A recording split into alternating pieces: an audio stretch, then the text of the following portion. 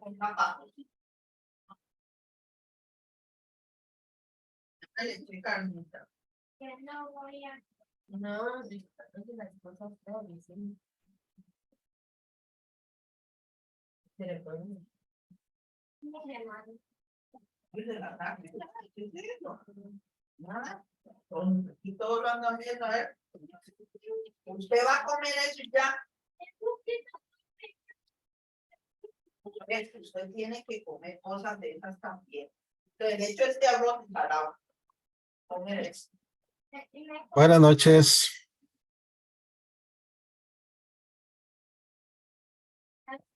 Una torta espinaca. Se come con no. Tiene que comer también.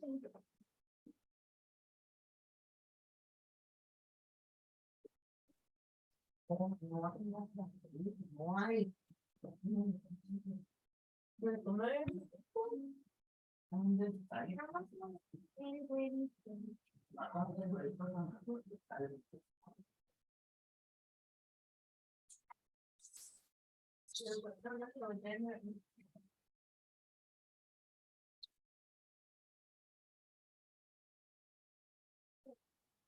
¿Cómo están?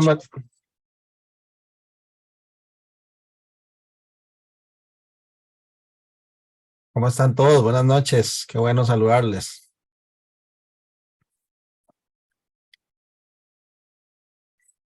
Igual, profe, bendiciones.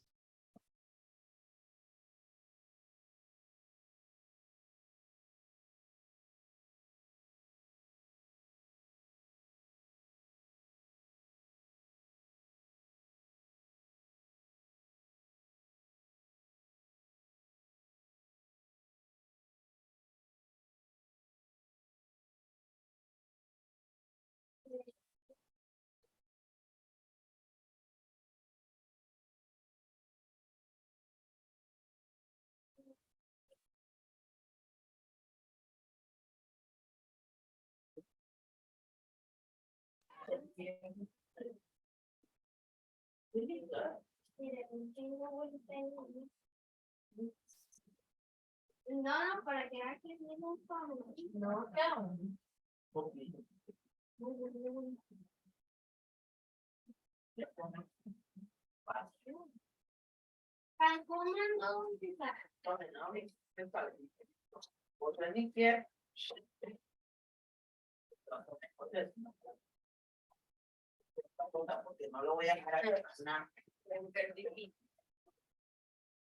Bien, para mí es un gusto compartir nuevamente con ustedes esta segunda sesión de esta temática tan valiosa, tan importante.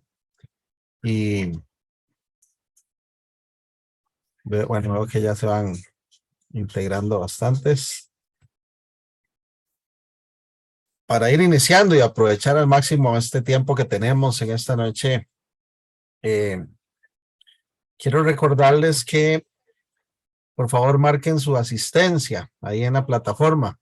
Ya está habilitado para que puedan marcar la asistencia y preferiblemente que la marquen antes de finalizar nuestro tiempo de hoy, ¿verdad?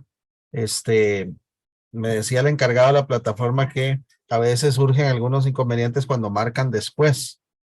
Entonces, para que por favor, antes de finalizar, si quieren en este momento o en un rato, ¿verdad? De una vez marquen su asistencia.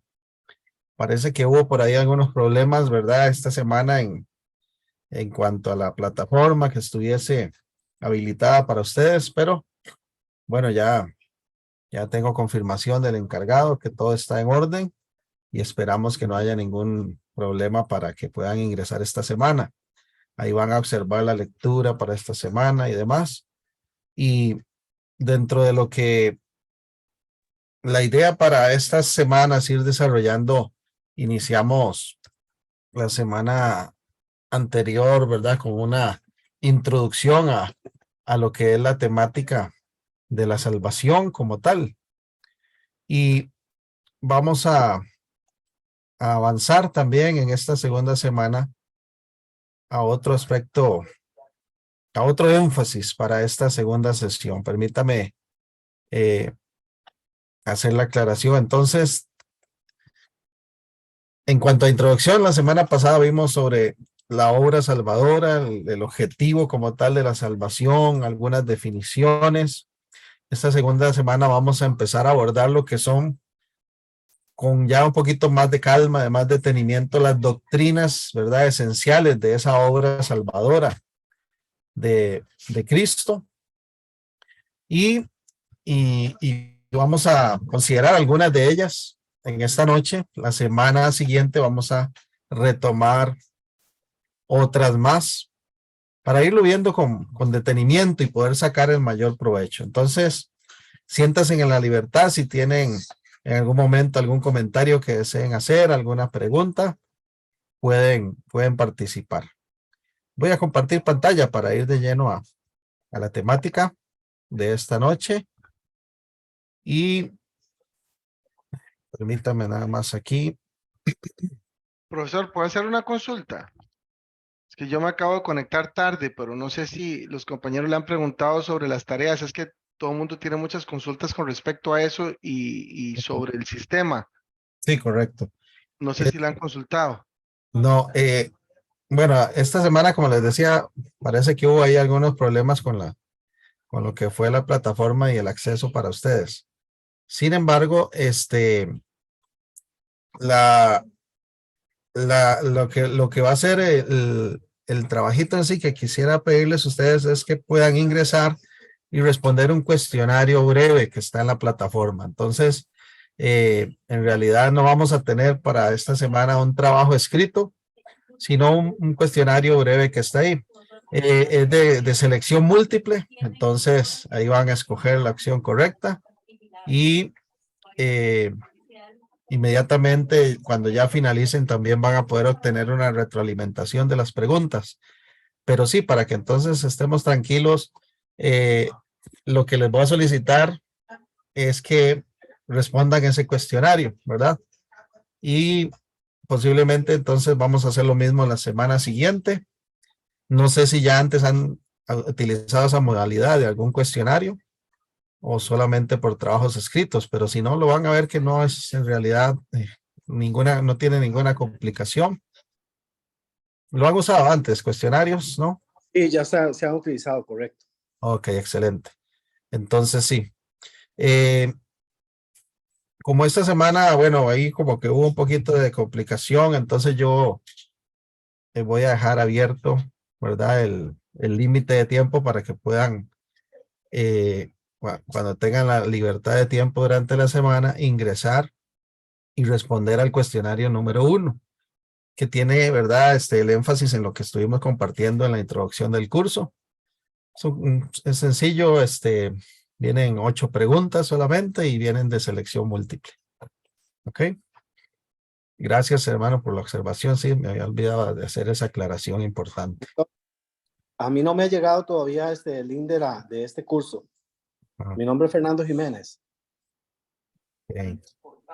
Hola, a mí tampoco, no me aparece el curso, yo no pude hacer la lectura ni tampoco pude hacer el cuestionario porque no me aparece. No le aparece. Ok.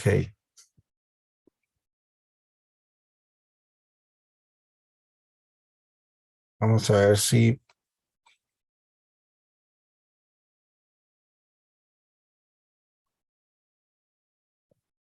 Segundito eso.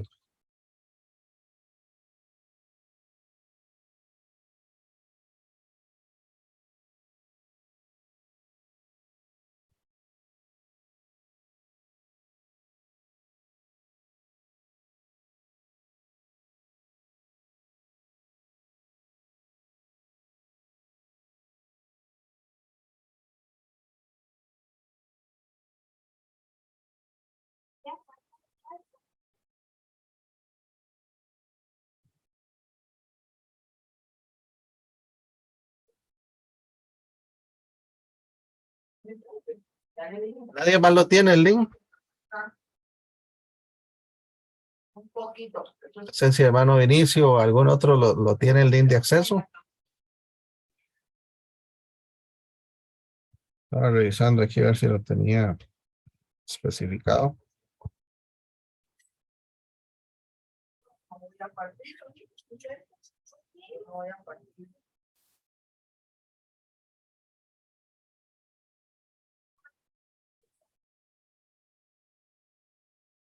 Es que no, no. Mañana lo haré, esto no lo haré. No voy ni a abrir, para ir hasta la rata. ¿Viste? Que una trampa ahí no está fácil.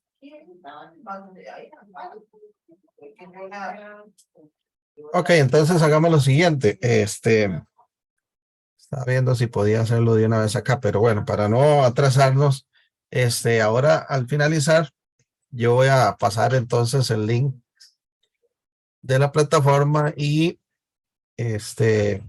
por medio de el hermano de inicio, que es el contacto que tengo, que podamos hacerlo llegar a los demás. ¿Sería posible eso así?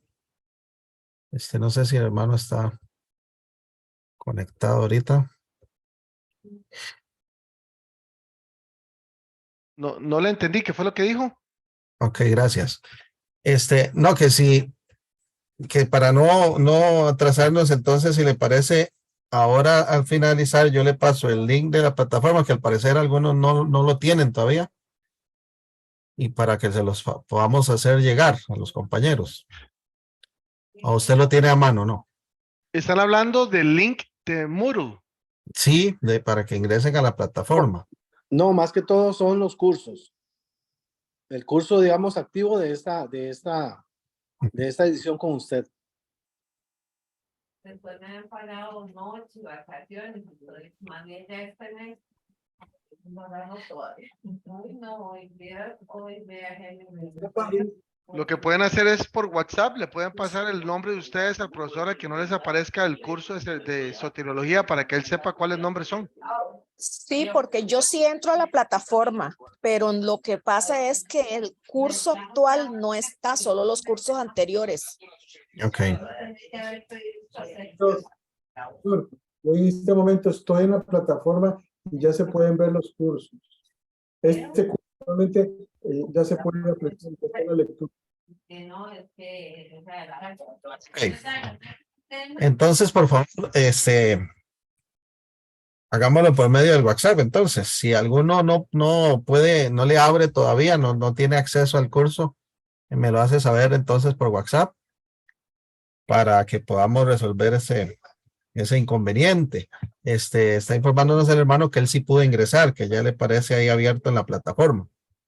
Entonces, por favor, ahora verifiquen y si no, entonces por medio de WhatsApp, por favor, me escriben para que podamos todos tener acceso. ¿Está bien? Listo.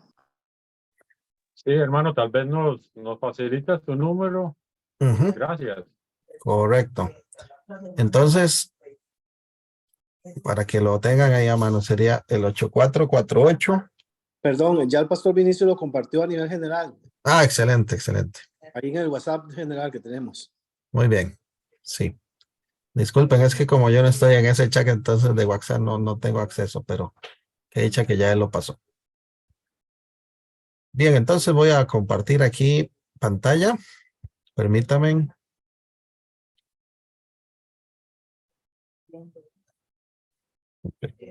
¿Me confirman si están observando la pantalla? ¿Sí? ¿Se observa bien? Sí, sí se puede ver bien. Ok. Bueno, la persona de Cristo, vamos a hablar en cuanto a su encarnación. Génesis 3:15, este famoso versículo que algunos han denominado el protoevangelio, dice: y pondré enemistad entre ti y la mujer, y entre tu simiente y la simiente suya. Esta te herirá en la cabeza y tú le herirás en el calcañar. Así lo traduce la Reina Valera 60. Entonces, presenta este texto, ¿verdad? Una contienda, ¿verdad? Uno es herido en la cabeza, el otro es herido en el tobillo, ¿verdad? Y otro es aplastado. Entonces, esta indicación se ha visto, ¿verdad? A lo largo de mucho tiempo ya, como ese anticipo, ese anuncio de la victoria que hay en Cristo, de esa buena nueva del Evangelio, un primer vistazo, una primera evidencia, una primera muestra de lo que es la esperanza que tenemos en cuanto a salvación, en cuanto a posibilidad de resolver la tragedia que el capítulo 3 de Génesis expresa en cuanto a la caída y el pecado.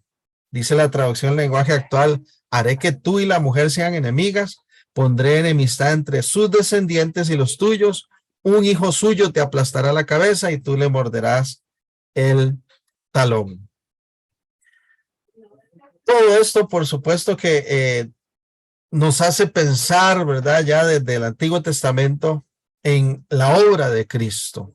Apunta hacia esa maravilla que es la obra de nuestro Señor y Salvador Jesucristo.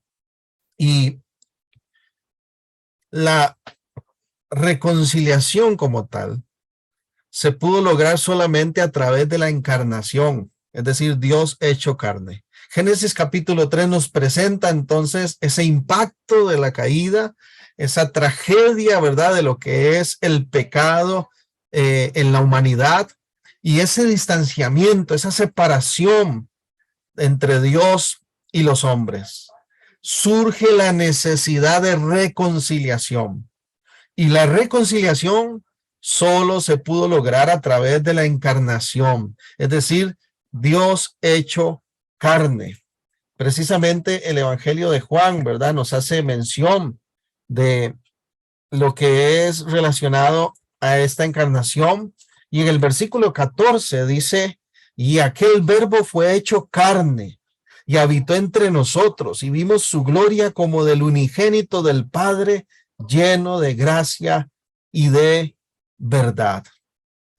La necesidad de ser reconciliados con Dios hace evidente que nosotros no podemos solucionar ese problema, que nosotros no podemos resolver, ¿verdad?, ese impacto que ha tenido el pecado y ese distanciamiento a través de nuestros propios recursos, de nuestros propios méritos, ni aún de cualquier sacrificio que pudiésemos presentar.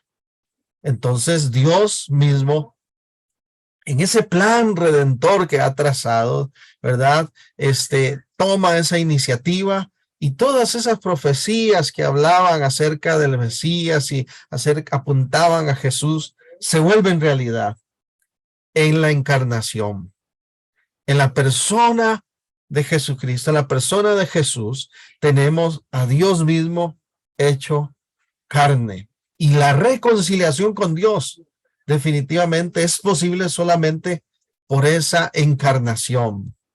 Hay un solo Jesucristo, quien tiene dos naturalezas, la humana y la divina. Esta es la propuesta que se hace en torno a la encarnación de Cristo.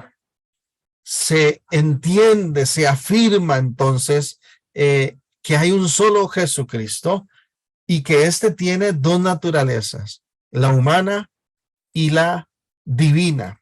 Por eso es que esa reconciliación no era posible aparte de Jesús, siendo el único capaz de hacer esta reconciliación, por ser el único que puede manifestar esas dos naturalezas. Y Mateo 1:23 lo que dice es haciendo alusión a la profecía de Isaías: he aquí una virgen concebirá y dará a luz un hijo, y llamará su nombre Emmanuel.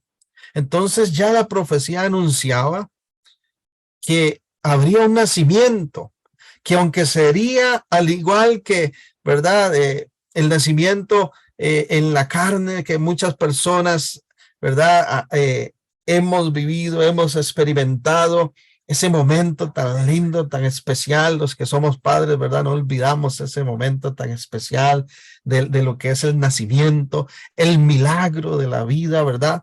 Sin embargo, en Cristo Jesús, en Jesucristo opera un milagro divino, opera algo sumamente poderoso que es esas dos naturalezas. Al mismo tiempo que se profetiza que una virgen iba a concebir y que un hijo vendría a esta tierra, dice que sería llamado su nombre Emmanuel. Y esa traducción, ¿verdad?, de este nombre es Dios con nosotros. Entonces, hay una naturaleza humana y una naturaleza divina en la persona de Jesús. Teológicamente, se reconoce que Él, Jesucristo, es entonces cosustancial. Cosustancial. Hebreos 1:3. Permítame leer también este texto antes de hablar un poquito más de esta parte de las dos naturalezas y lo cosustancial. Dice este texto de Hebreos, perdón, el cual siendo el resplandor de su gloria y la imagen misma de su sustancia. Perdón, voy a leer desde el 1 para tomar el contexto del pasaje. Hebreos 1:1 estoy. Dios, habiendo hablado muchas veces, de muchas maneras, en otro tiempo a los padres por los profetas, en estos postreros días nos ha hablado por el Hijo, a quien constituyó heredero de todo y quien asimismo hizo el universo, el cual, siendo el resplandor de su gloria y la imagen misma de su sustancia, y quien sustenta todas las cosas con la palabra de su poder, habiendo efectuado la purificación de nuestros pecados por medio de sí mismo. Imagen misma de su sustancia.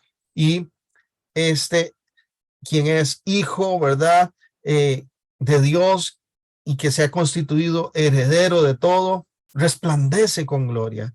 Él es la misma imagen, la misma sustancia, y en él se sustentan todas las cosas. Él es cosustancial, comparte esas dos naturalezas, humana y divina. Esto tiene que ver con este concepto teológico que también ha sido denominado como la unión hipostática. La unión hipostática. Este es el término que se ha usado para describir cómo Dios, ¿verdad? El Hijo, en este caso, ¿verdad? Jesucristo, toma esa naturaleza humana, permaneciendo al mismo tiempo como Dios. Entonces, Jesús siempre ha sido Dios. La Escritura lo presenta de esta manera. Y ahí podemos mencionar textos como Juan 8:58, Juan 10:30, que nos hablan de esa divinidad de Jesús. Y sin embargo, en la encarnación, siendo Dios, Jesús toma forma humana, que es lo que leímos en el 1:14 de Juan. Aquel verbo fue hecho carne, dice Juan. Jesús es la suma entonces de la naturaleza humana y la naturaleza divina. La unión hipostática, el sentido consustancial de estas dos naturalezas a lo que apunta es que Jesús es Dios y es hombre. Esa unión hipostática, como se le llama, presenta a Jesucristo como esa persona totalmente Dios y totalmente hombre. Para nosotros, en nuestra condición humana, en nuestra limitación, ¿verdad? Nuestro pensamiento tan finito. Esto es un aspecto, ¿verdad? Que lógicamente nosotros asimilamos por medio de la fe y nos quedamos cortos en cualquier explicación que se quiera mencionar, que se quiera, ¿verdad? Dar en relación a este aspecto. Sin embargo, la Escritura como tal nos da peso para reconocer que en la persona de Jesús están estas dos naturalezas, tanto la humana como la divina, y no solamente la Biblia nos las pone como evidentes ante nuestra vista, sino que además las reconoce como inseparables.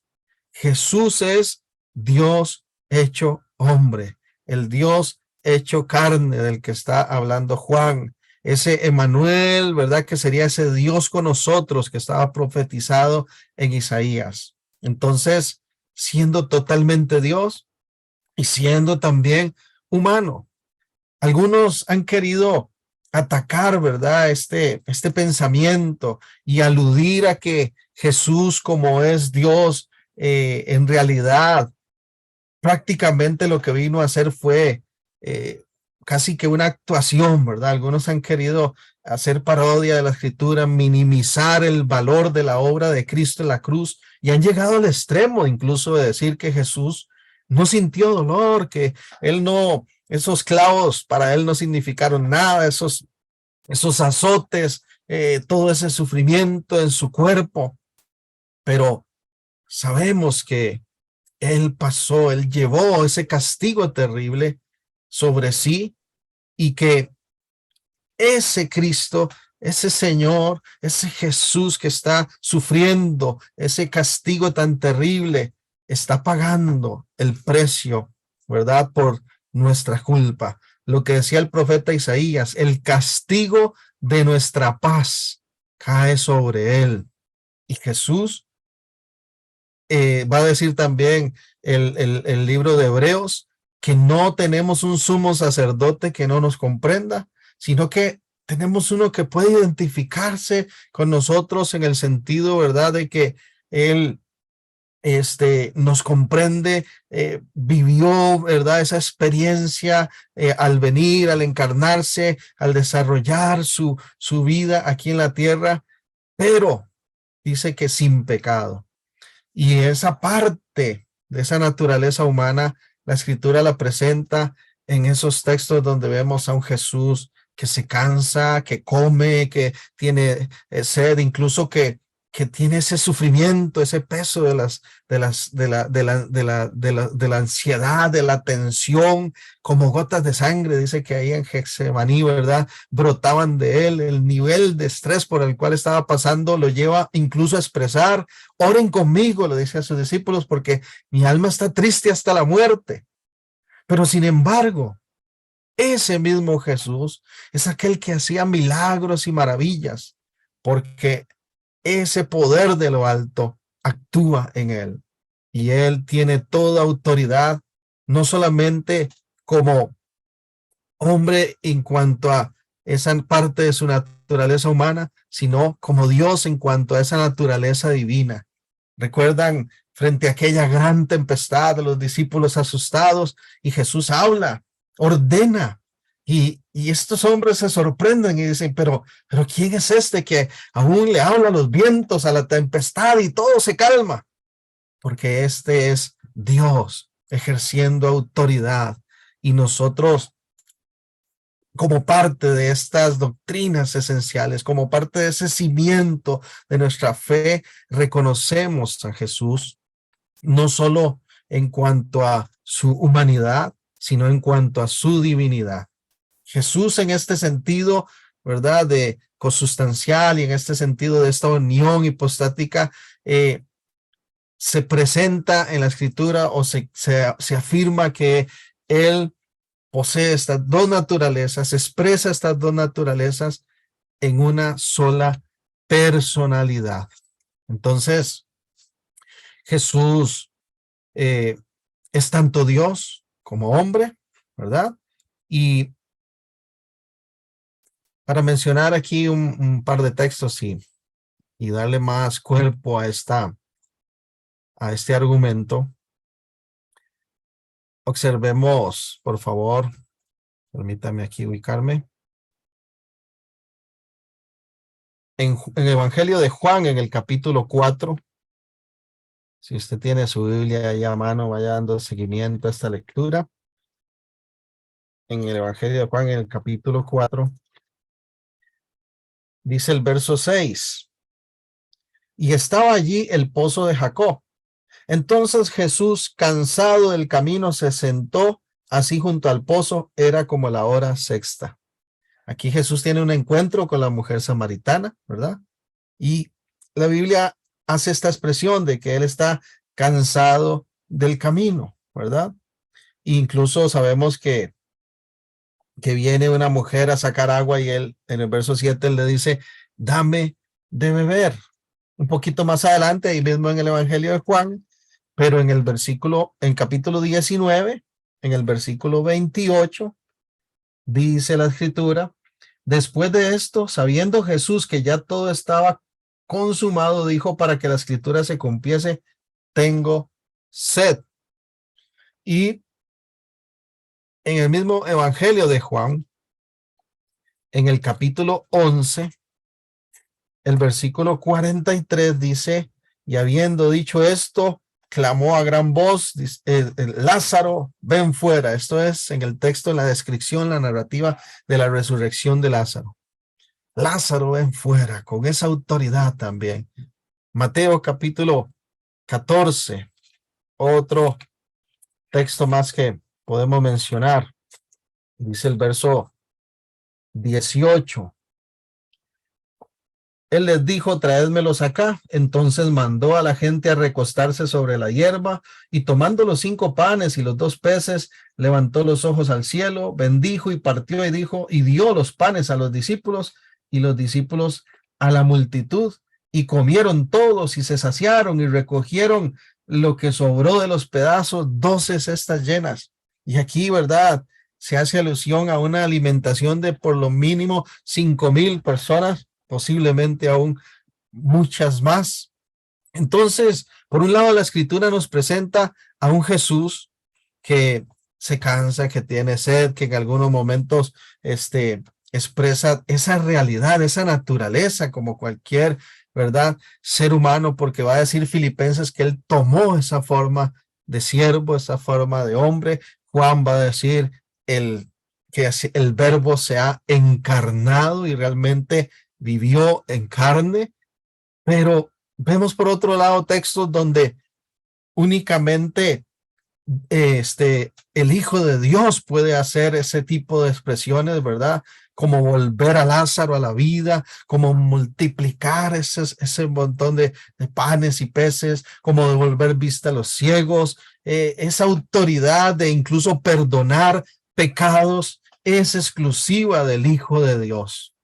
Dos naturalezas en él.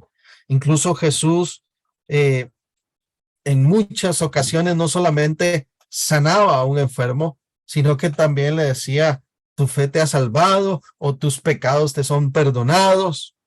Y era confrontado por los opositores, porque en el contexto de la época y en la cosmovisión de Israel y de estos fariseos y de estos escribas y de estos opositores, en la concepción de esta época, para ellos la mayoría de las enfermedades, si no es que todas, eran resultado del pecado en la vida de las personas.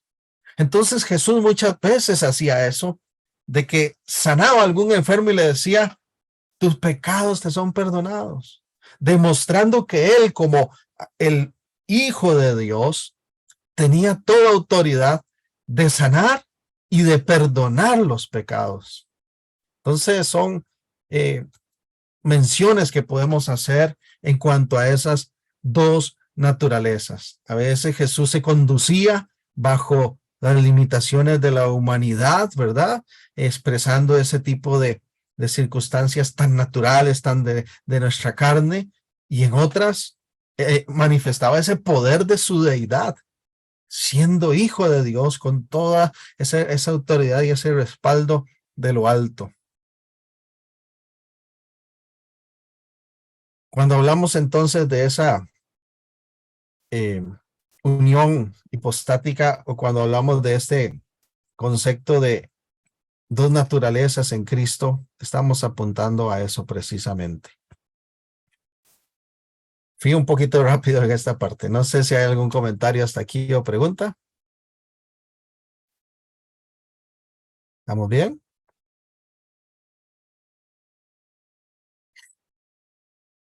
Entonces, teológicamente se reconoce que en Jesucristo hay dos naturalezas, la humana, la divina, que Él es consustancial, que hay una unión hipostática que opera en la persona de Jesús y que solamente a través de ese acto de encarnación de Jesús tomando esa forma de hombre, es posible ese paso, esa bendición, esa respuesta de la reconciliación. Ahora bien, el hecho de que Cristo Jesús nos sea presentado en la Escritura y en el Nuevo Testamento, ¿verdad?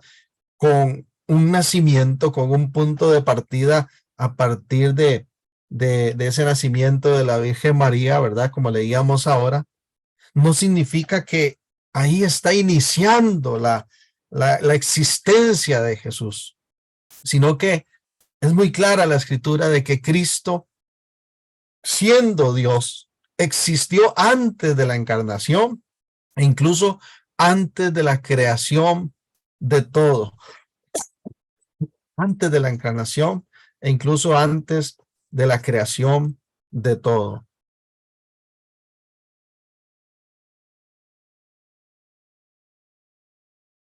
¿Les gustaría a alguno ayudarme con esta lectura? Por favor. Podríamos buscar a alguien Juan 1:1 y otra persona que me busque Juan 17:5.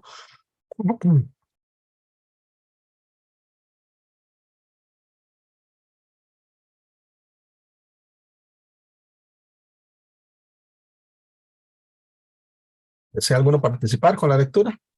Leo. Muchas gracias. Ajá, Juan 1:1. Dice, en el principio ya existía el verbo, y el verbo estaba con Dios, y el verbo era Dios. Entonces, ya estaba en el principio.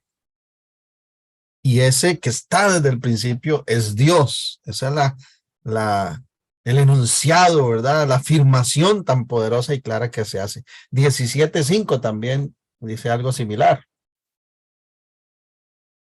¿No tiene alguno? Leo, hermano. Gracias. Ahora pues, Padre, glorifícame tú al lado tuyo con aquella gloria que tuve contigo antes que el mundo fuese. Mira entonces qué expresión más poderosa y a la vez más evidente de esta realidad. Cristo Jesús, aunque para nosotros en nuestro contexto, ¿verdad? En nuestra vivencia terrenal, incluso el tiempo, ¿verdad? Se divide en un antes y un después de Cristo. Bueno, sabemos que Cristo Jesús no empieza a existir, ¿verdad? Hace poco más de 2000 años, sino que Él es desde siempre. Él ha existido desde antes de la creación y Él dice aquí que participa de esa gloria, ¿verdad? Desde antes que el mundo fuese. El Padre hizo el mundo, incluso a través de Cristo. Por medio de Él todo se sostiene aún. Entonces vemos a Cristo Jesús activo en la misma creación y incluso sosteniendo todas las cosas. Este texto de Hebreos 1:2 dice, en este caso voy a leer para ustedes la Nueva Versión Internacional. En estos días finales nos ha hablado por medio de su Hijo. A este lo designó heredero de todo y por medio de él hizo el universo. Entonces, el Padre hace el mundo a través de Cristo, por medio de él también todo se sostiene aún, porque Colosenses 1:15 dice que él es la imagen del Dios invisible, el primogénito de toda creación, porque en él fueron creadas todas las cosas, las que hay en los cielos y las que hay en la tierra, visibles e invisibles, sean tronos, sean dominios, sean potestades, todo fue creado por medio de él y para él. Y dice el 17, y él es antes de todas las cosas y todas las cosas en él subsisten. Todo se sostiene, se mantiene, dicen otras versiones, un orden coherente de todas las cosas. El verso 18, él es la cabeza del cuerpo, que es la iglesia, el que es el principio, el primogénito entre los muertos, para que en todo tenga la preeminencia. por cuanto agradó al Padre que en él habitase toda plenitud, y por medio de él reconciliar consigo todas las cosas, así las que están en la tierra como las que están en los cielos, haciendo la paz mediante la sangre de su cruz. Algunos han querido aludir, ¿verdad?, a esta expresión que se hace de el primogénito de toda la creación. Y algunos han tenido el atrevimiento de interpretar esto diciendo que Jesús no puede ser al mismo tiempo Dios porque es el primer ser creado. Pero en realidad la Escritura no está haciendo nunca esa afirmación de presentar a Jesús como parte de la creación, sino que siempre vamos a ver a Jesús más bien como participante en cuanto a la creación, no como creado. Y incluso este término primogénito, una definición que se da es la siguiente: único en su clase, único en su rango. Se entiende, según los estudiosos, los biblistas, que cuando hace esta expresión de Jesús, de Cristo como primogénito, lo hace aludiendo a esa condición de ser el único en cuanto a clase, en cuanto a rango, aquel que más bien es antes de todos nosotros, ¿verdad? Pero que es Dios y coexiste, ¿verdad?, como Dios, como parte de esa Trinidad. No entonces expresando que Él es parte de la creación, sino que Él es Señor de la creación.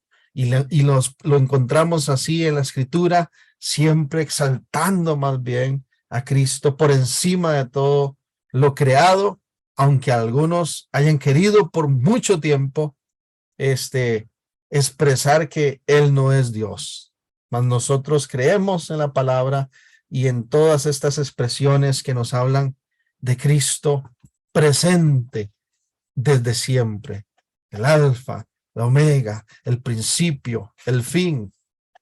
Teológicamente, dicha creación surge a partir incluso de lo que algunos llaman el concilio de la deidad, y no sé si han escuchado alguna vez ese término, pero esta expresión concilio de la deidad es algo que también los estudiosos han utilizado para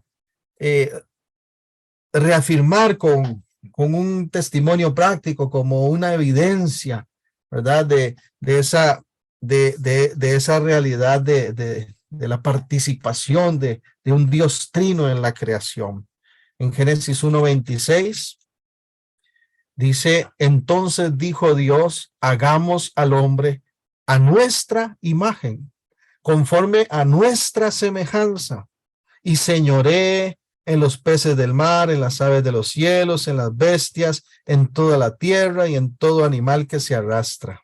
Entonces, aquí el argumento que se ha querido proponer es que hay un concilio de la deidad, en el sentido de que Dios dice, hagamos. ¿Con quién está hablando? ¿Quién pudo estar participando allí en esa creación, verdad, del hombre, si no es Dios mismo en esa expresión trinitaria? El verso 27 también hace uso triple de un verbo que es ese verbo bara, que es crear. Y dice, y creó Dios al hombre a su imagen, a imagen de Dios lo creó, vuelve a utilizarlo, y dice, varón y hembra los creó. Hay un triple uso allí de barat, y algunos también han querido ver aquí implicada esa relación de armonía en la divinidad. Creo que nosotros desde nuestra fe podemos tener esa concepción de que Cristo Jesús es Dios y como tal es eterno. Pese a todo lo que sabemos que no tendríamos tiempo aquí para abordar, tal vez históricamente, ¿verdad? Todas esas teorías y esos argumentos que han surgido pero al menos en esta parte, resaltando en cuanto a la persona de Cristo y su encarnación, sí quería hacer alusión a lo importante de que Él ha existido desde antes de la encarnación y existirá, ¿verdad? Para siempre, aún después de ella. La razón de la encarnación, entonces, puede surgir esta pregunta. ¿Cuál sería esa razón de la encarnación? Surge a partir también de la necesidad humana. ¿Cuál es esa gran necesidad humana? La mediación divina. Porque dijimos que el impacto de la caída fue tan trágico. El impacto del pecado sobre la humanidad es tan terrible que se requiere esa mediación divina. No hay otro camino, no hay otra posibilidad de solucionar esta situación del pecado, sino es por la mediación divina. ¿Quiere alguien leer Gálatas 4, 4 y 5, por favor? Gálatas 4, 4 y 5. ¿Quién me ayuda con ese texto?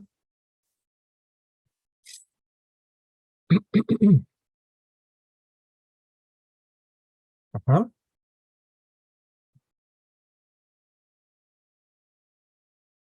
Vamos a ver, Gálatas 4, 4 y 5. Por favor. La Biblia dice, pero cuando se cumplió el plazo, Dios Ajá. envió a su Hijo Jesucristo, o a su Hijo, nacido de una mujer, nacido bajo la ley, para rescatar a los que estaban bajo la ley, a fin de que fuéramos adoptados como hijos. Entonces, hay una intervención, hay una mediación divina, y esa mediación evidencia la necesidad humana. ¿De qué? Dice aquí de que fuésemos rescatados o redimidos, ¿verdad? O redimidos, y de poder optar por esa maravillosa condición de recibir la adopción de hijos, de poder recibir ese derecho de ser hijos de Dios, de resolver ese distanciamiento, esa separación con el Padre y ser reconciliados y ser redimidos por medio de ese involucramiento de Dios mismo en esa tarea. Por eso es que es tan glorioso cuando el mismo Jesús dice, nadie me quita la vida, yo la pongo y tengo la autoridad de volverla a tomar, porque la iniciativa siempre ha sido de Dios. La salvación en sí misma es la expresión de un plan glorioso, un plan redentor que ha sido trazado en la eternidad. Dios no está improvisando. Dios no está, no es sorprendido por las situaciones de la humanidad, sino que Él tiene conocimiento de todas las cosas y en su infinita sabiduría ya Él tiene las soluciones y las respuestas.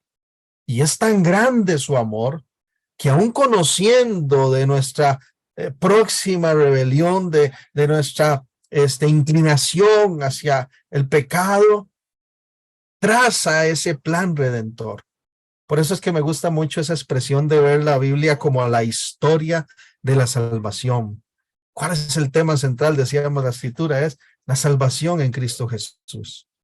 La encarnación entonces está evidenciando que hay una necesidad humana, pero toda la obra redentora de Cristo y su sacrificio surge a partir del impulso de su amor, que desea satisfacer la necesidad humana de mediación ante Dios. Cuando estábamos perdidos, ¿verdad? Muertos incluso en delitos, en pecados, ¿verdad? Nuestro Señor manifiesta su amor, su poder.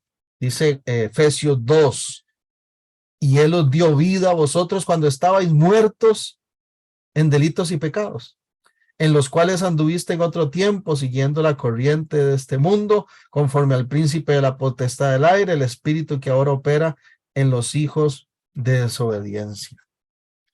Bendito sea Dios. Ya no somos esos hijos de desobediencia. Ya no estamos muertos en delitos y pecados, porque la encarnación es la expresión plena, maravillosa, gloriosa del gran amor de Dios por nosotros. Y la solución, su mediación para que se dé esa respuesta. Entonces, como dice también Hechos y demás textos que nos presentan a Cristo, ¿verdad? Como el único mediador entre Dios y los hombres. Ahora, en la encarnación Cristo se humilló a sí mismo, nos dice Filipenses capítulo 2. El versículo 5 dice, haya en ustedes este sentir o esta actitud que hubo en Cristo Jesús, quien siendo forma de Dios, no se aferró, ¿verdad? A eso, sino que se despojó y tomó forma de hombre, forma de siervo. Pero esa encarnación, esa humillación, tiene ese propósito de rescatarnos, ¿sí? De reconciliarnos con Dios, claro que sí, de mediar, ¿verdad? Esa reconciliación con el Padre. Pero también podemos mencionar otras razones especiales o otros aspectos de esta encarnación y de ese propósito de la encarnación en sí misma. En la encarnación queda en evidencia también, queda manifiesta una confirmación. Vamos aquí a utilizar tres palabras: confirmación, abolición y destrucción. ¿A qué nos referimos a que en la encarnación Cristo se humilló? Por la razón de confirmación, porque esa encarnación es la confirmación de todas las profecías, de todos los anuncios, de todo lo que había sido proclamado desde antes en cuanto a la encarnación misma. La encarnación es el cumplimiento, la confirmación de todos esos anuncios, ¿verdad? A nivel profético que Dios había hecho. Lo vemos en el libro de Isaías, en diferentes versículos, por lo menos mencionar estos dos. Isaías 7:14 dice, por tanto el Señor mismo os dará señal. He aquí la Virgen concebirá y dará a luz un hijo y llamarás su nombre Emmanuel. Y también en el 57, en el verso 15, va a decir también la palabra de Dios. Porque así dijo el alto y sublime, el que habita la eternidad y cuyo nombre es el Santo. Yo habito en la altura y la santidad, y con el quebrantado y humilde de espíritu, para hacer vivir el espíritu de los humildes y para vivificar el corazón de los quebrantados. Entonces, hay una confirmación en la encarnación de que ese Dios santo, glorioso, incomparable, hace mediación por nosotros, y en la encarnación de Jesús se confirma todo lo que había sido dicho proféticamente, que apuntaba a esa obra gloriosa, a ese Mesías prometido, a ese Salvador del mundo. En la encarnación vemos esa confirmación. También la encarnación expresa abolición. Colosenses capítulo 2:14, para darnos más claridad a qué apunta esta expresión de abolición.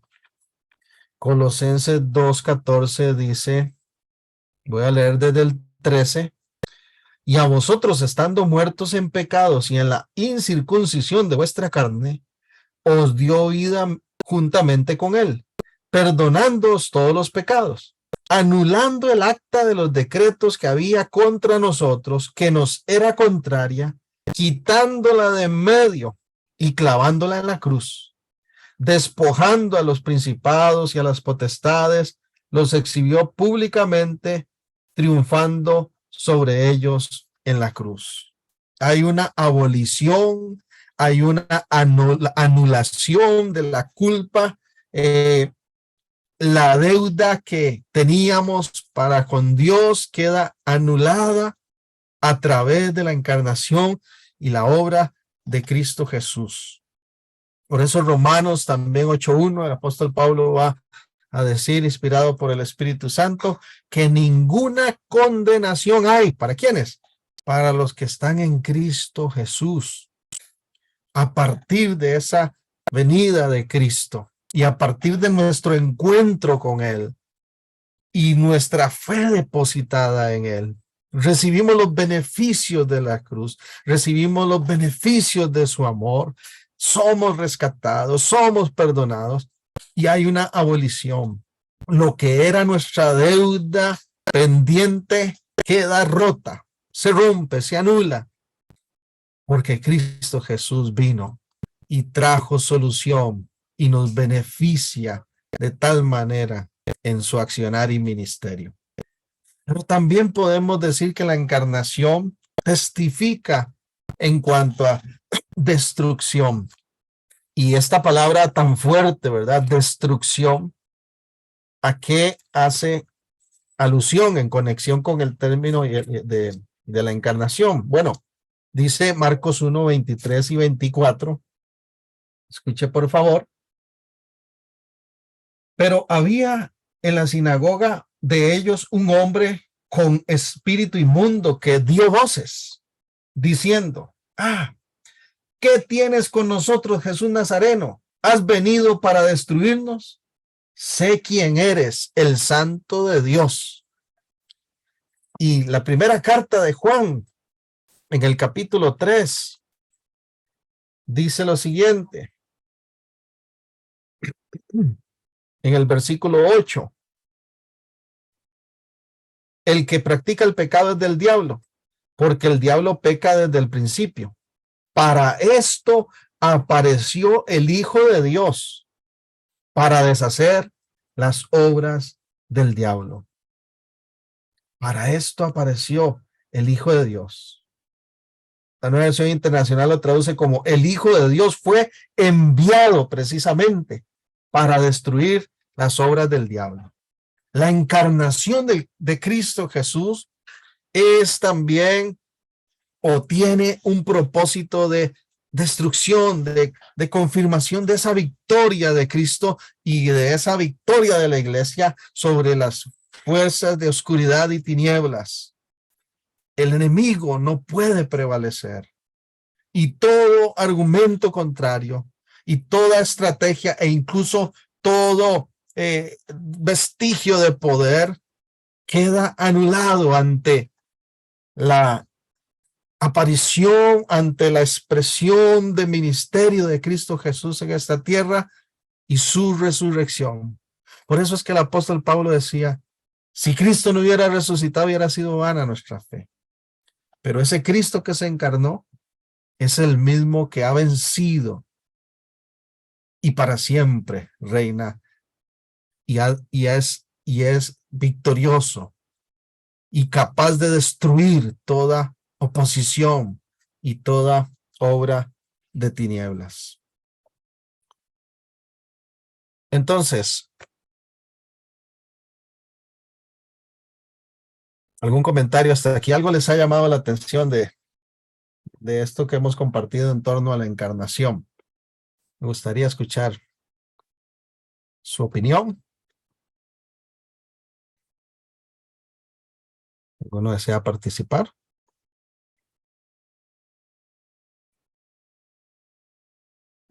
¿Okay?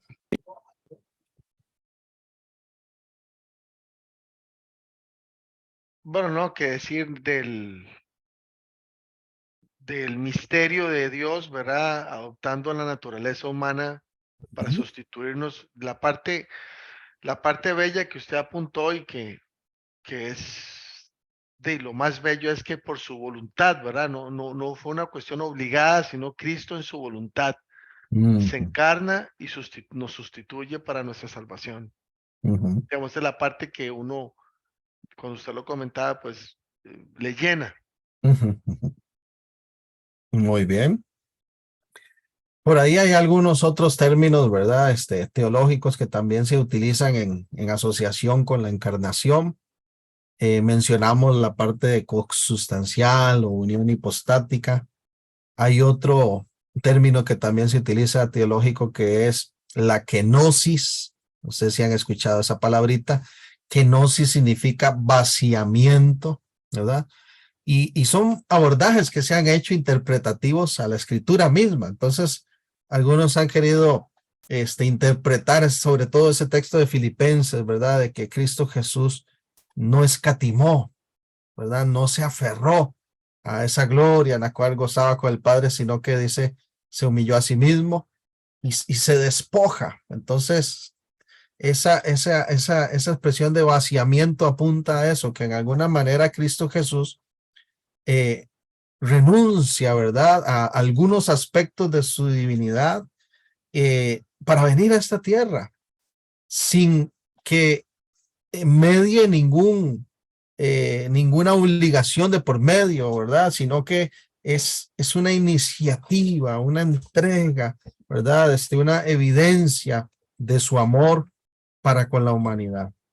Y definitivamente entonces el Señor viene y muestra su amor viviendo entre nosotros y no solamente dándonos, ¿verdad?, tantas enseñanzas, dándonos dirección, dándonos guías, sino sobre todo no perder de vista que su encarnación es con el propósito, ¿verdad?, de sacrificarse.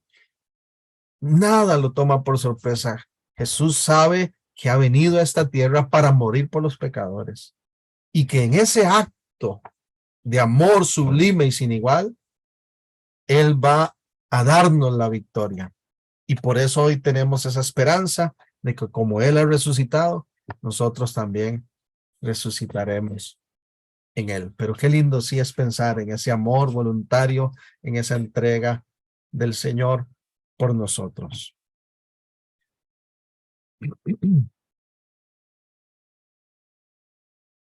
Si me lo permiten. Adelante, sí, ¿quién me habló, perdón? Sí, si me permite hacer un comentario. Ajá, Francisco, adelante, con toda confianza, le escuchamos.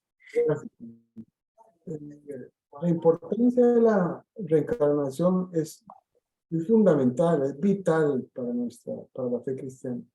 No solamente su muerte y su crucifixión. El Cristo tenía que reencarnar. Tenemos que tener conciencia de que el hombre, la primer pareja, fracasó en el huerto del Edén. Eso es un estigma que ha dañado a toda la raza humana desde aquel entonces hasta que Cristo vino, hasta que Dios se reencarnó en la persona de su Hijo Jesucristo. Bien dice el autor de Romanos que la paga del pecado es muerte, solamente físicamente se puede morir. Y el libro de Hebreos destaca, pone énfasis en ese sumo sacerdote, que ese sumo sacerdote tenía que tener la misma naturaleza de sus hermanos. Por ejemplo, en el libro de Hebreos, en el capítulo 2, verso 14, voy a leer de la Nueva Traducción Viviente, dice, debido a que los hijos de Dios son seres humanos, hechos de carne y sangre, el Hijo también se hizo de carne y sangre.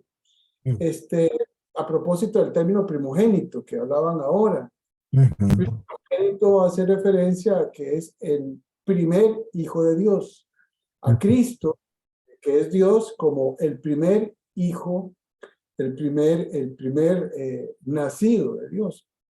Y que a través de ese primogénito y por la fe en él, todos los sucesivos somos tenidos como hijos de Dios. Pero sigue hablando el libro de Hebreos en el capítulo 2, dice en el verso 14, nuevamente la Nueva Traducción Viviente dice, pues solo como ser humano podía morir y solo mediante la muerte podía quebrantar el poder del diablo, quien tenía el poder sobre la muerte. Únicamente de esa manera el Hijo, ahora lo escribe con mayúscula, el Hijo podría libertar a todos los que vivían esclavizados por temor a la muerte. También sabemos que el Hijo no vino para ayudar a los ángeles, sino que vino para ayudar a los descendientes de Abraham. Por lo tanto, era necesario que en todo sentido Él se hiciera semejante a nosotros, haciendo referencia a la reencarnación, a sus hermanos, para que fuera nuestro sumo sacerdote fiel y misericordioso. Y delante de Dios, entonces podría ofrecer un sacrificio que quitaría los pecados de su pueblo, debido a que Él mismo ha pasado por sufrimientos y pruebas, puede ayudarnos cuando todos pasamos por esas pruebas. De tal manera que el primer Adán fracasa en el huerto del Edén, le era necesaria la reencarnación del Hijo de Dios en la persona de Cristo, para que de la misma manera como un hombre fracasó, ahora el segundo Adán lograra la victoria y esa victoria nos fuera atribuida a nosotros por la fe mediante la justificación en Cristo Jesús. Y esa es la importancia fundamental de la reencarnación. Ciertamente, por supuesto que su nacimiento original, por supuesto que su ministerio, por supuesto que su vida también es importante para nosotros, la muerte y su resurrección, pero era necesaria esa reencarnación para que de tal manera nosotros pudiéramos ser librados de la culpa del pecado, lo cual nos fue atribuido desde el huerto del Edén. Ese era mi breve comentario. Excelente aporte, muchísimas gracias, hermano. Su aporte prácticamente es respuesta, se me adelanta un poquito a una pregunta que quería plantear en un momento, ¿verdad? Pero gracias por ese excelente aporte. Tal vez sí hacer la observación, ¿verdad? De que estamos enfatizando el término como tal de la encarnación, porque si utilizamos reencarnación, ¿verdad? Se puede prestar para confusión, en el sentido de que, por supuesto, Cristo Jesús viene por primera vez y toma esa forma y sabemos que volverá en segunda vez. Pero sí, ahora, voy aquí a continuar, voy a abrir aquí, es que tengo separada la presentación y ahorita vamos a llegar a un punto que conecta mucho, ¿verdad? Con lo que el hermano Francisco está comentando. Prácticamente él está dando respuesta a esa pregunta que yo quería plantear, pero la provisión de Dios ante la necesidad del hombre. Entonces, aspectos esenciales de la obra de Cristo por nosotros. ¿Era necesaria esa encarnación? Claro que sí. Y sin duda es una manifestación gloriosa del amor de Dios y de su propósito para con la humanidad. Así como ¿verdad? Por un hombre, dice, vino el pecado, también por un hombre va a venir la bendición de la salvación y la vida eterna en la persona de Cristo Jesús. Pero, ¿qué cosas ha hecho Dios para que estemos completos, para que no nos falte nada? Pensando en cuanto a ese aspecto de provisión de Dios ante la necesidad del hombre. Porque decíamos ahora que la encarnación evidencia que Dios se interesa por la necesidad nuestra y hace mediación por nosotros, realizando lo que definitivamente era imposible para nosotros. Pero dentro de los aspectos que podemos mencionar de las cosas que Dios hace, de la provisión de Dios para que nada nos falte, podemos ya ir mencionando algunos términos, algunas doctrinas esenciales de nuestra fe, y quiero referirme en este momento a la expiación. ¿Qué hace Dios por nosotros ante tan grande necesidad? Bueno, hace expiación, no solamente encarnación, sino que esa encarnación tiene un propósito también y muestra un acto de expiación. Una definición de expiación dice la eliminación de la culpa, o sea, del pecado, a través de un tercero. El culpable queda absuelto de cualquier pena por medio de otra persona. Entonces, este término expiación se utiliza mucho en un ámbito, ¿verdad? Con un sentido de lo legal, y la culpa que legalmente estaba sobre nosotros nos es quitada. Somos absueltos por medio del accionar de Cristo Jesús. Él hace expiación por nosotros, eliminando la culpa. Y esa expiación, ¿verdad? Conlleva, ¿verdad? El hecho de que Él toma nuestro lugar para que lo que nosotros teníamos como deuda, liberarnos y Él asumir ese peso sobre sí. La separación eterna de Dios es el destino del hombre producto del pecado, a menos que suceda algo para cambiarlo. Y claro que sucedió, porque Cristo Jesús hace expiación por nosotros. Y 1 Corintios 15, 22 dice, porque así como en Adán todos mueren, también en Cristo todos serán vivificados, pero cada uno en su debido orden. Cristo las primicias, luego los que son de Cristo en su venida. Entonces, Cristo hace expiación por nosotros. Y cuando hablamos también del Antiguo Testamento, en Levítico 17, voy a leer este versículo 11. La Biblia de las Américas dice esta traducción, porque la vida de la carne está en la sangre, y yo os la he dado sobre el altar para hacer expiación por vuestras almas, porque es la sangre, por razón de la vida, la que hace expiación. En el contexto del Antiguo Testamento, para el pueblo de Israel, la expiación, ¿verdad? Era algo cercano, algo no solamente importante, sino conocido para ellos, tenía mucho sentido, porque cuando el pueblo de Israel requería ese perdón de los pecados, Dios establece, ¿verdad? Un acto simbólico representativo de lo que vendría a ser Cristo Jesús. Todo lo que vemos en Levítico, en el tabernáculo, en las expresiones incluso hasta de los elementos que están ahí presentes, ¿verdad? En esa fuente que había de lavado y en todos esos elementos del tabernáculo, incluso en las ceremonias, en los rituales que se llevaban a cabo litúrgicamente ante Dios, bueno, apuntan a Cristo, eran tipo, eran sombra de lo que vendría en Cristo. Y había un acto que se hacía de expiación en el cual por lo menos se representaba en el sacrificio de un animal, ¿verdad? Se rociaba esa sangre y también era sacado lejos de la tienda, lejos del pueblo, llevado lejos, representando, ¿verdad? Que la culpa, que el pecado quedaba fuera de Israel, por lo menos por un periodo, ¿verdad? De un tiempo definido.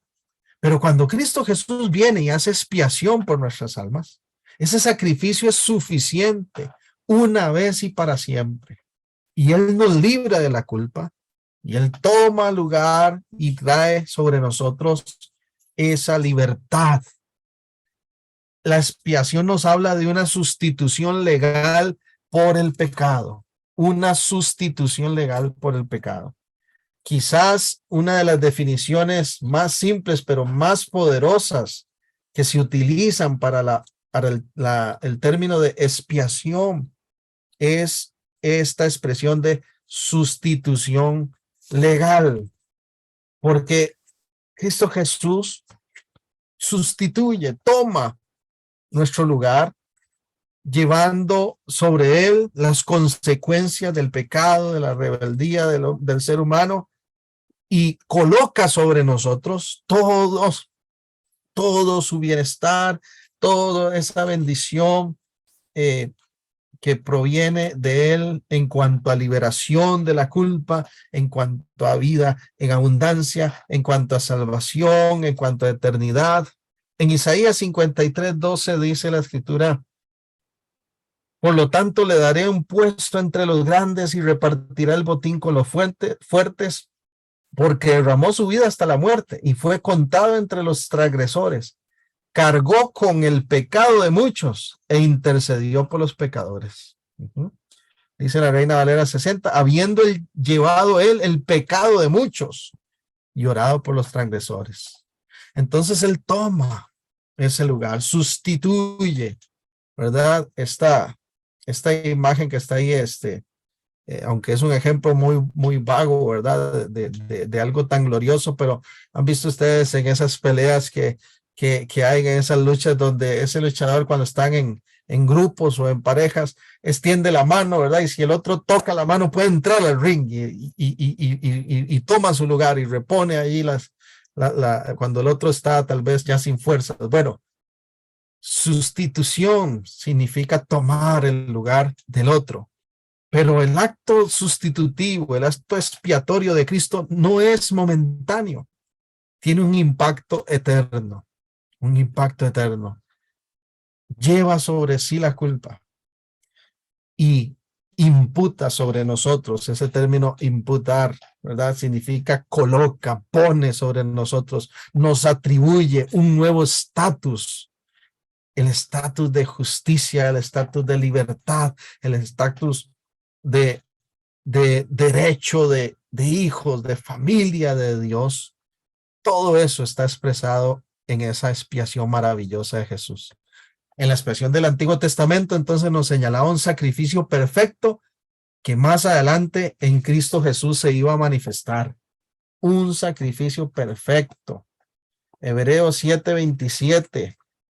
Hay muchos textos en Hebreos que hablan de esa obra sin igual de Cristo, pero este 27 dice,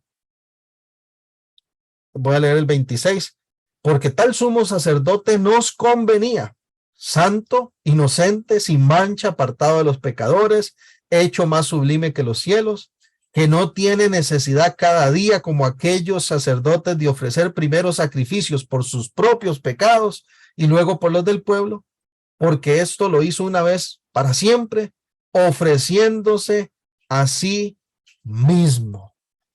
Una vez y para siempre. Un sacrificio perfecto en la persona de Cristo Jesús. La expiación del Nuevo Testamento entonces gira en torno a la obra de Cristo, su muerte, su resurrección.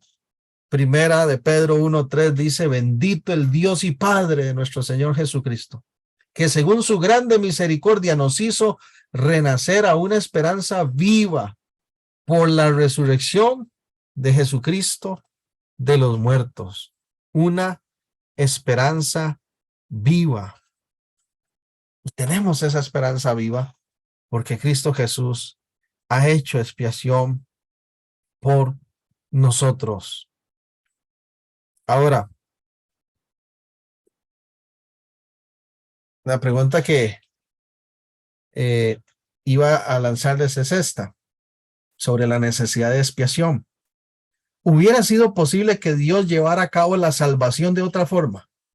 ¿O estaba sujeto a hacerlo por medio de la muerte sustitutiva de su Hijo? ¿Hubiera sido posible que fuese de otra manera? ¿Habría otra posibilidad que la salvación se llevara a cabo de otra forma? ¿O estaba sujeto a hacerlo por la muerte sustitutiva de su Hijo? Por eso les decía que ahora el hermano, con su participación, prácticamente, ¿verdad?, dio respuesta a esta pregunta, porque definitivamente no hay posibilidad fuera de esa manifestación del amor de Dios, de su encarnación, de su muerte en la cruz, de su victoria sobre la muerte y el pecado. Esa muerte sustitutiva era a la vez la demanda de ese Dios santo que requiere un sacrificio perfecto. Y así como ese pecado entró al hombre por Adán, siendo ese humano, ¿verdad?, imperfecto, que falla, que traiciona a Dios, en la persona de Cristo, en su perfección, en su santidad, en su justicia, está todo lo necesario, siendo el único capaz de poder tomar ese lugar que nos correspondía a nosotros en la cruz. ¿Alguien quería agregar algo sobre la respuesta a esta pregunta? Adelante. Sí. De ahí tan importante es lo que Pablo habla en la carta a los Efesios, capítulo 2, verso 18, cuando Pablo dice que por gracia sois salvos. Y esto por medio de la fe, y no de vosotros, porque es un don de Dios, no por obras, Así es. no por obras para que nadie se gloríe. Y esto complementa la idea de la necesidad de esa encarnación y de lo que se logra a través de esa encarnación, porque era imposible, es materialmente, humanamente imposible al hombre salvarse a él mismo.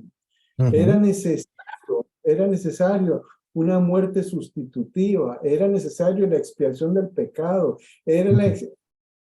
y todo esto solamente a través y únicamente y solamente a través de la gracia, solamente la gracia. Nada, nadie, ningún ser humano antes de Cristo ni después de Cristo, nadie puede otorgar absolutamente nada para resolver el problema crítico que tiene el ser humano, cuál es el pecado. El pecado es literalmente el defecto crítico del ser humano. De ahí la necesidad de esa encarnación, de esa muerte sustitutiva. De ahí lo que Pablo dice, por gracia, no por obras. No pueden hacer ninguna obra. Ustedes no pueden agregar absolutamente nada al sacrificio de Cristo. No hay nada en sus manos que puedan agregarle a ese sacrificio. Y tan perfecto es ese sacrificio que Dios lo resucitó. Dios lo aceptó y le dio un nombre que es sobre todo nombre, para que en el nombre de Cristo Jesús toda rodilla se doble y confíe que Jesucristo es el Señor. De tal manera que es importantísimo considerar esa encarnación, porque de lo contrario, el defecto crítico del ser humano nunca habría sido resuelto. Amén. Gracias. Gracias, excelente aporte. Así es. No hay otra posibilidad. En Isaías 64, en el verso 6, dice que todos nosotros somos delante de Dios, ¿verdad? Dice el texto, aún nuestras justicias, ¿verdad? Son como trapos de inmundicia, si lo comparamos ante tal santidad, de tal perfección que hay en Dios. Y el único capaz de realizar ese acto y hacer expiación por nosotros era Cristo.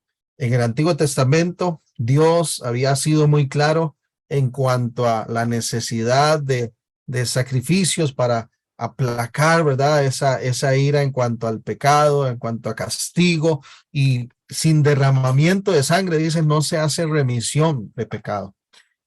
Por eso es que Cristo Jesús viene y derrama su sangre para cumplir, ¿verdad? Con ese mandato, esa demanda, esa exigencia de ese requerimiento de esa sangre derramada en la persona de Cristo Jesús en la cruz, ¿verdad? Él derrama su sangre. Así como en el Antiguo Testamento, entonces, había todo un proceso donde la sangre de esos sacrificios se rociaba, ¿verdad? Sobre algunos elementos, el arca incluso, ¿verdad? Donde está, tiene una tapa, ¿verdad? Que ese propiciatorio que llaman, se rociaba ahí algunas gotas de sangre.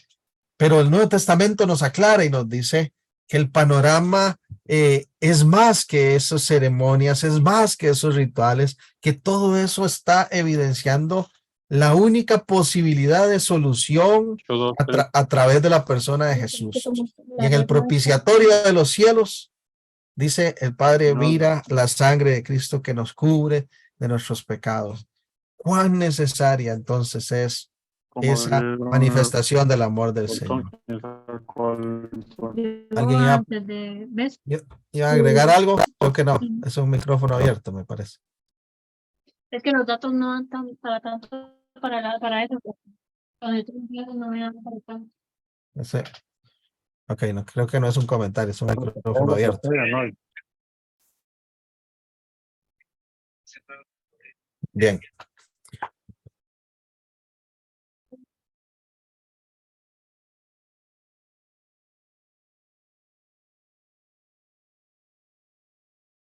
Ahora, permítame compartir un videito muy corto para hacer mención de otro aspecto que conecta mucho, muy similar a lo que es la expiación, que es el concepto de redención, Pero quiero poner este video aquí. Es cortito del doctor Núñez. Permítame un momento nada más.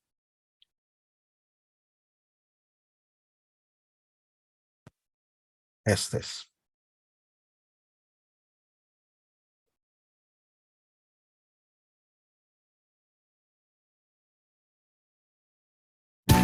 Redención es otro de esos términos asociados a nuestra salvación. Déjame leer un texto del libro a los Gálatas o de la carta a los Gálatas de parte del apóstol Pablo. Pablo es quien más elabora la idea de la redención. Entonces, esto es lo que dice el texto en Gálatas 3:13.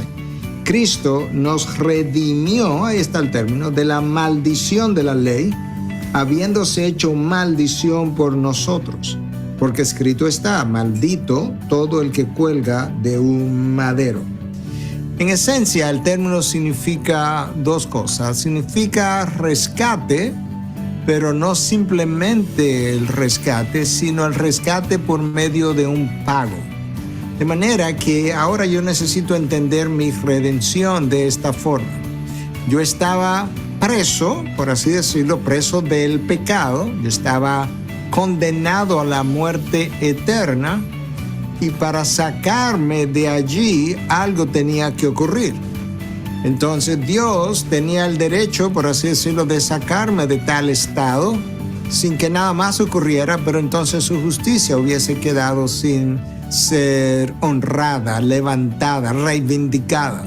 Entonces Dios no lo hizo de esa manera, sino que Dios dispuso que hubiera un pago para mi liberación. Y ese pago lo hizo Él mismo, en la persona de su Hijo.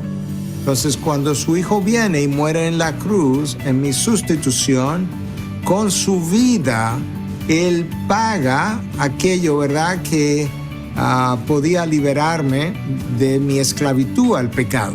Quizás algo que te puede ayudar es cuando piensas en la idea de una casa de empeño, o, como nosotros le llamamos en nuestro país, en una casa de compra y venta. La gente va a una casa de empeño y deposita quizás un reloj, y por ese reloj le dan una cantidad de dinero.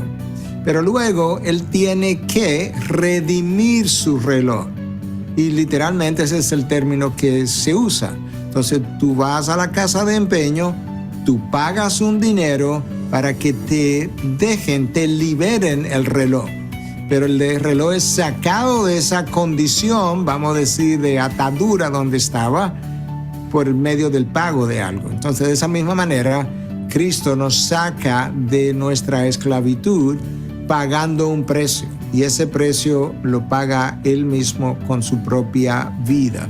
Esa es la razón por la que nosotros necesitamos entender estos términos, porque ciertamente si tú puedes apreciar el costo, el precio, hasta dónde Dios Padre y Dios Hijo han llegado para darte salvación, para evitarte la condenación eterna. Entonces, la única forma lógica de nosotros responder a una dádiva tan grande es en una vida de adoración por completo, para honrar a aquel que hizo tal cosa, aquel que pagó por mí. Y es por eso que continuamente tú oyes en el vocabulario cristiano que Cristo pagó, que Cristo pagó, que pagó por mí. Bueno, ¿qué fue lo que pagó? Bueno, pagó el precio para que yo pueda ser dejado libre de manera permanente. Si deseas seguir...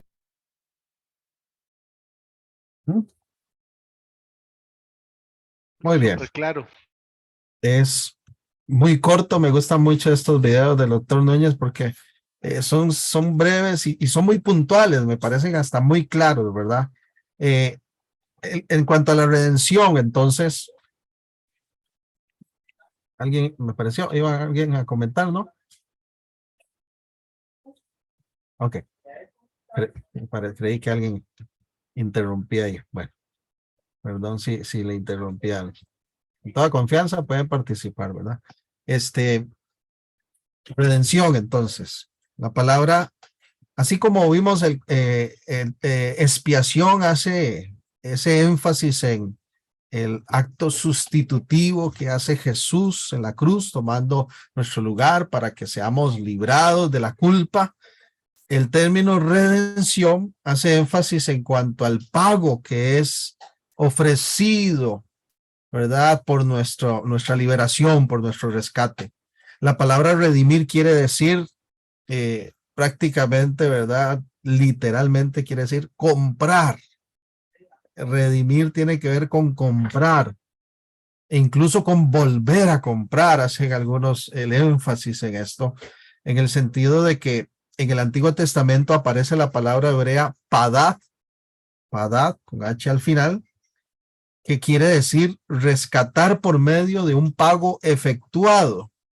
Entonces, esta palabra fue utilizada figurativamente en cuanto a la liberación de Dios para con su pueblo Israel. Por ejemplo, en Deuteronomio 7:8 dice: sino por cuanto Jehová os amó y quiso guardar el juramento que juró a vuestros padres, os ha sacado con mano poderosa y rescatado de servidumbre de la mano del faraón, rey de Egipto. Entonces, en el Antiguo Testamento, ¿verdad? Este término redención, ¿verdad? Tiene que ver con ser rescatados, con traer liberación, ¿verdad? Para el pueblo de parte de Dios. En el Nuevo Testamento encontramos también algunos usos diversos del término redención. Está la palabra lutrón, que del griego lutrón, que literalmente significa rescate, y se usa en conexión con el pago realizado a favor de prisioneros o de esclavos. Ese era el contexto, ¿verdad? De utilidad que se le daba a esa palabra, redención, pago a favor de prisioneros o de esclavos. ¿Pago para qué? Para que sean liberados. Hay otras dos palabras también bastante frecuentes en el Nuevo Testamento que conectan con la redención, que son agoraxo y exagoraxo. Significan básicamente lo mismo. Yo compro. Eran palabras enmarcadas dentro del ámbito del comercio. Entonces, este asunto de pagar en beneficio de otra persona era parte de la cotidianidad. Se le daba un sentido, ¿verdad?, de esa liberación, de un cambio de estatus, de condición de vida, de prisioneros, de esclavos, pero también había un aspecto ahí de comercio donde se pagaba un valor por algo, ¿verdad?, que se quería adquirir.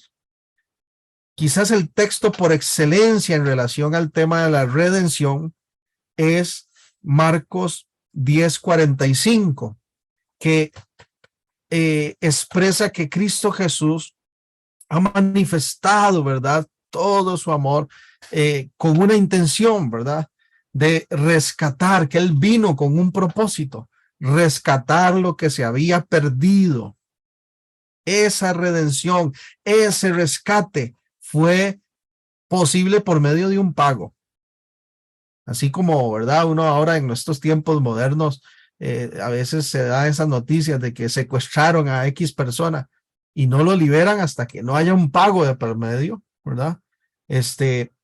Nosotros podemos decir que hemos sido liberados de la culpa, de la condenación, también por medio de un pago, porque Cristo Jesús nos redimió, nos rescató, pagó el precio de nuestra culpa y nos permite gozar entonces de esa vida en libertad, de esa vida en abundancia.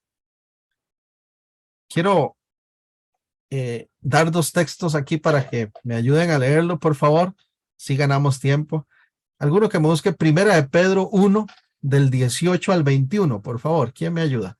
Primera de Pedro 1, del 18 al 21.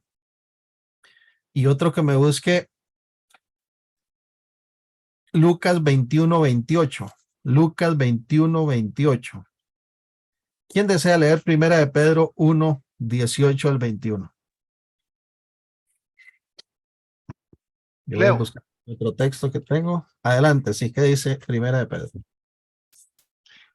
Como bien saben, ustedes fueron rescatados de la vida absurda que heredaron de sus antepasados.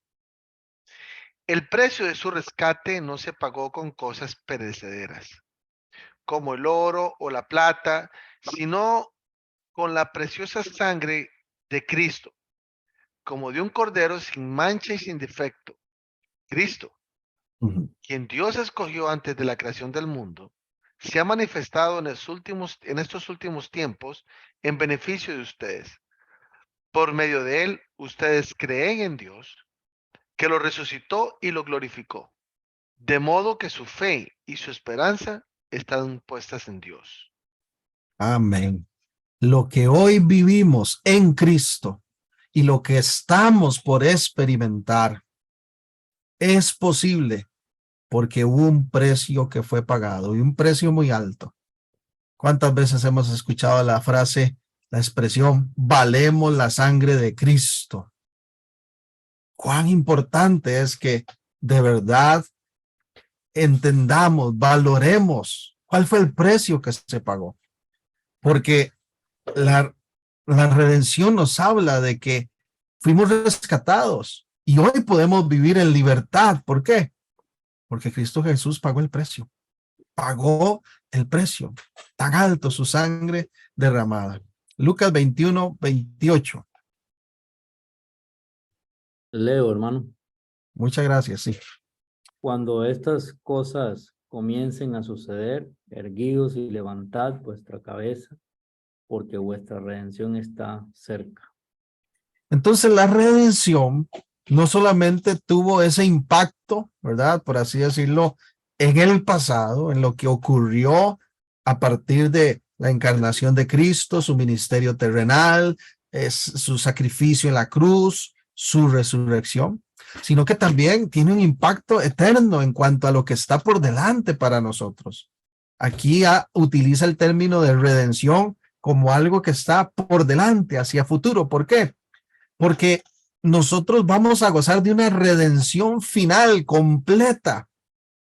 Hoy, ¿qué tenemos de momento? Tenemos una garantía de ese rescate. Por eso Romanos 8:1 dice, ninguna condenación hay para los que están en Cristo. Y Efesios 4:30 dice, no agravien al Espíritu de Dios con el cual fueron sellados para el día de la redención, apuntando hacia adelante. ¿Por qué? Porque hemos sido sellados, hemos recibido una garantía, hemos recibido nosotros una confirmación. Somos hijos de Dios, ha sido pagado el precio y ahorita estamos aún en este mundo afectado por la caída. Pero la redención final va a ser gloriosa. Cuando esté el reino en plenitud, ya no va a tener ninguna afectación el pecado sobre nosotros, sino que vamos a gozar la verdadera libertad plena por la cual Cristo Jesús pagó.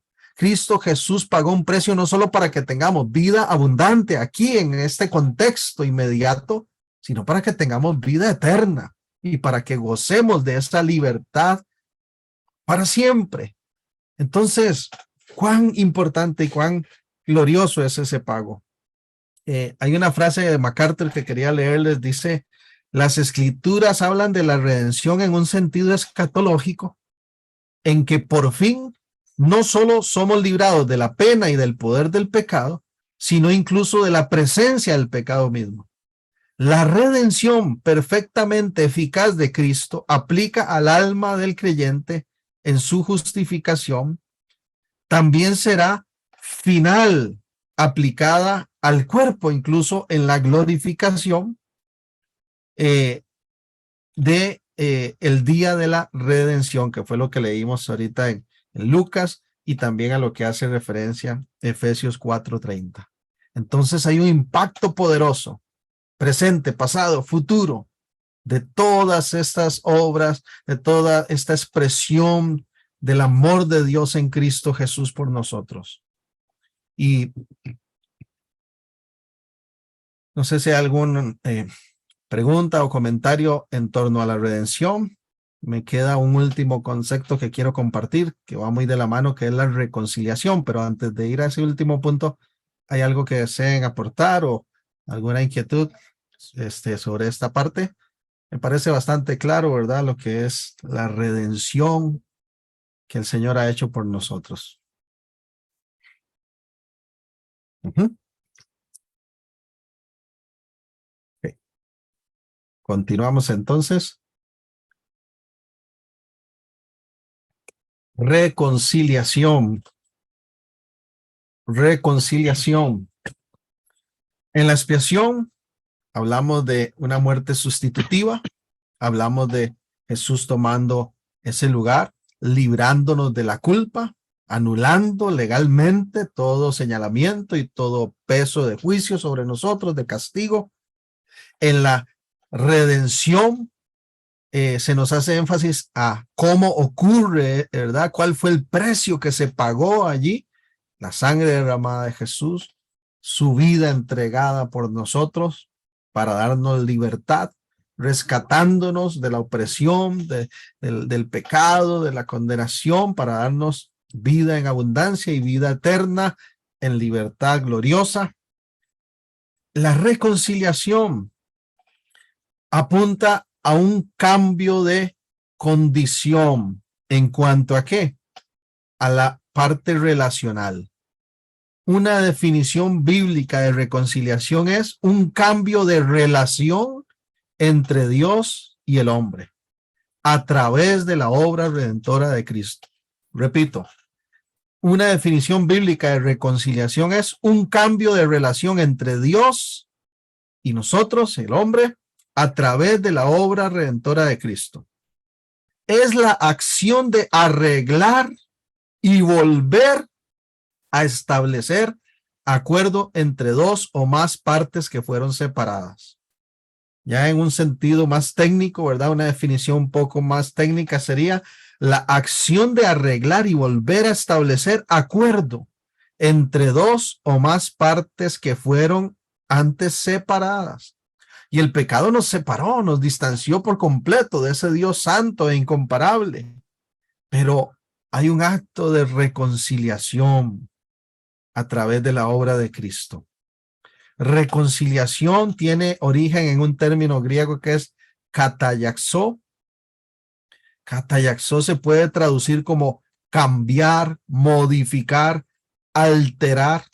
¿Qué fue lo que cambió? ¿Qué se modificó? ¿Qué fue alterado? Nuestra condición de relación con Dios. Ya esa separación queda nula. Ya tenemos esa libertad. Somos reconciliados con el Padre.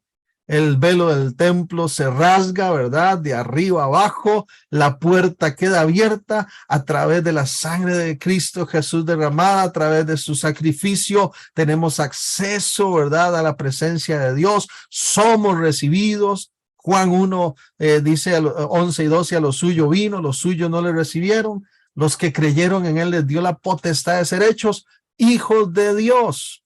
Se nos da esa potestad, esa autoridad, ese derecho de comunión con el Padre, de unidad, de armonía con el Padre.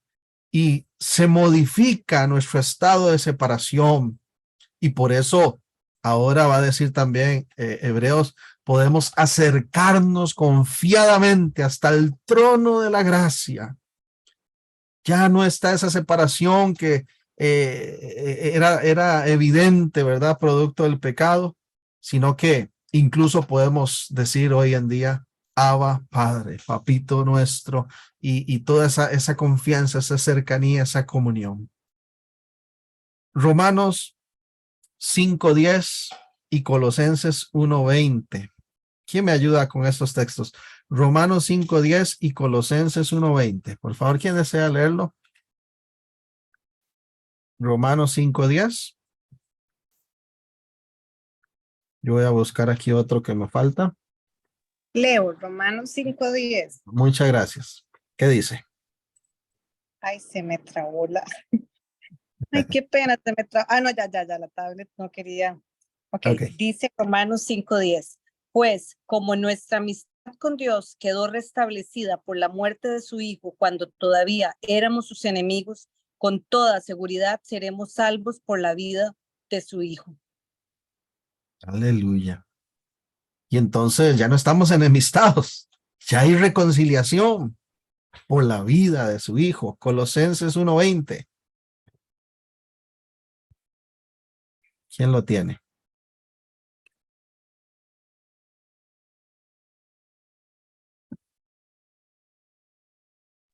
¿Lo leo? Sí, gracias. Y dice, y por medio de él, Dios reconcilió consigo todas las cosas, hizo la paz con todo lo que existe en el cielo y en la tierra, por medio de la sangre de Cristo en la cruz. Así como el pecado afectó todo, absolutamente todo, la reconciliación por medio de la sangre de Cristo en la cruz vuelve a afectar todo, pero ahora es un impacto positivo de reconciliación. De verdad, dice Colosenses que todas las cosas están siendo reconciliadas con Cristo. Segunda de Corintios 5:17, permítame leer para ustedes, dice, por lo tanto, si alguno está en Cristo, es nueva creación o nueva criatura, dice la Reina Valera 60. Estoy leyendo la Nueva Versión Internacional. Es nueva creación, lo viejo ha pasado, ha llegado ya lo nuevo.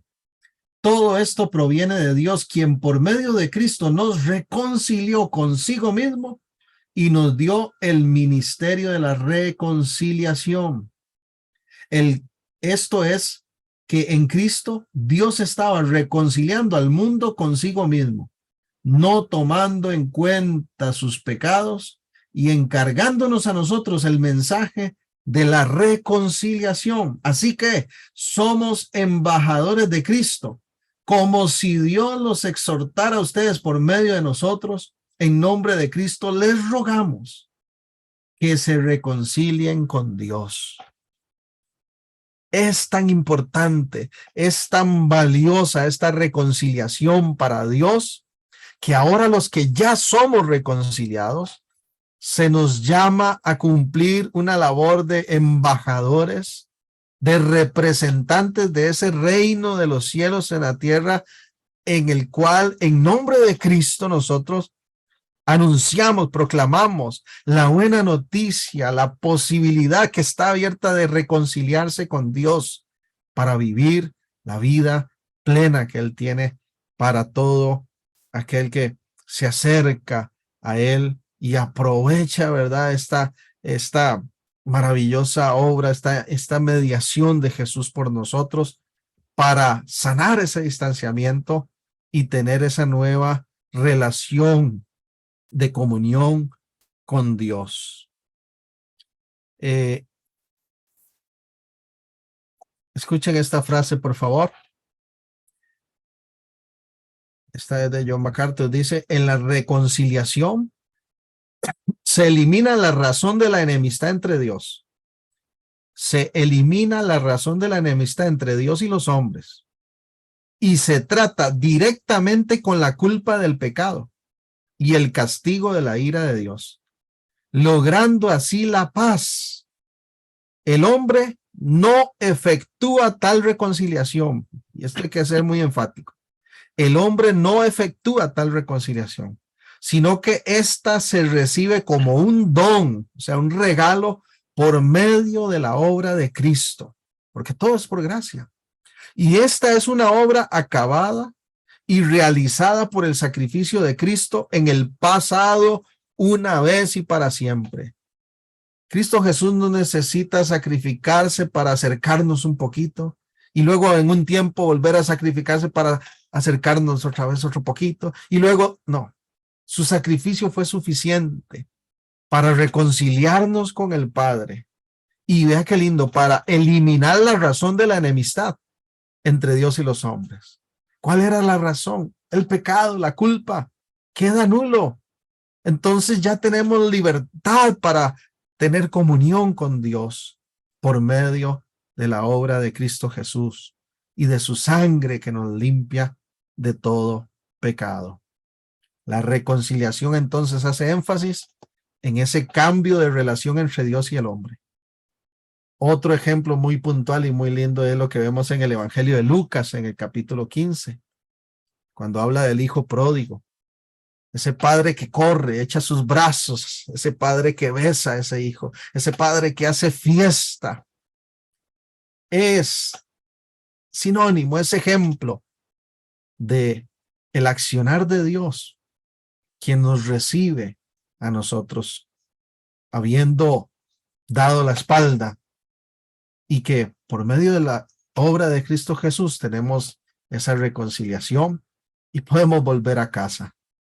Gloria sea a nuestro Señor, porque hemos sido reconciliados. Pero esa reconciliación, Dios quiere que la reconozcamos y agradezcamos en nuestra vida como algo sin igual, pero que también la compartamos a otros, testifiquemos a otros y anunciemos el propósito de Dios de reconciliar a todos en Cristo Jesús. Muy bien. Vamos a detenernos acá. Hablamos de expiación, hablamos de redención, de reconciliación, hablamos de la encarnación. Vamos a dejar algunos otros aspectos esenciales de esa obra de salvación para la próxima semana. Y de momento, no sé si hay algo que deseen agregar en torno a esa bendición de la reconciliación o si hay alguna pregunta para ir finalizando. ¿Mm?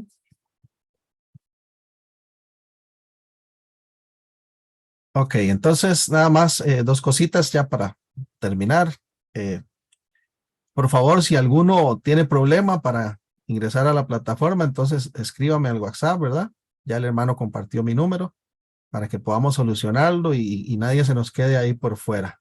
Y segundo, les recuerdo que van a encontrar en la plataforma lectura para esta semana y van a encontrar un cuestionario para resolver, un cuestionario pequeñito que tiene que ver con lo que hemos estado compartiendo en esta noche. Muchísimas gracias entonces, qué privilegio poder compartir con ustedes y vamos a finalizar acá. Muchísimas gracias, que tenga buenas noches. Buenas noches a todos. Gracias, feliz noche para todos. Feliz noche a todos. Igualmente, buenas noches, gracias por todo. Mucho gusto.